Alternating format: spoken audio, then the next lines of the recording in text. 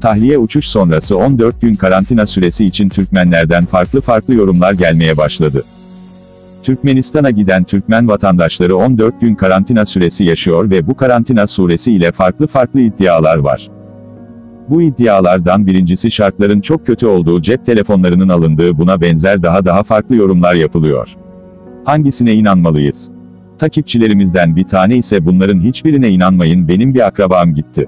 Bu akrabamdan cep telefonunu aldılar, valizine koydular ve odanın anahtarı da o kişiye ait oluyor. Aynen bu şekilde olduğu söylendi, yani cep telefonları alıp içine bakılıp hani okunduğu buna benzer şeyler.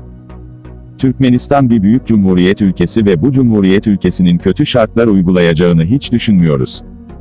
Aksini bilenler yorumlar kısmına yazabilir. Türkmen vatandaşlarını düşünerek ona göre hareket edeceğinden eminiz. Tabii ki Türkmenistan'da hani haberleşmede bir takım sıkıntılar olabilir ama bunun haricinde 14 gün karantina süresi yaşayan Türkmenlerin çok fazla sıkıntı yaşadığını düşünmüyoruz.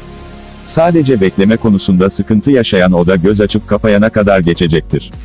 Farklı yorumlardan dolayı farklı düşüncelere kapılmayalım. Türkmenistan devleti buna göre bir tedbir almıştır. Salgında mücadele kapsamında tüm devletler izole edilmiş bir yerde misafir etmektedir. Başka türlü olması mümkün değil. Yorumlardan lütfen olumlu ve güzel olanları dikkate alınız. Bunun dışındaki farklı yorumlara itibar etmeyiniz. Tabii ki herkes edindiği bilgileri videoların altında paylaşabilir, biz de bütün Türkmenlere duyurmak için elimizden geleni yaparız. Bizi izlediğiniz için teşekkür ederiz. Destek olmak için videomuzu paylaşmayı unutmayınız.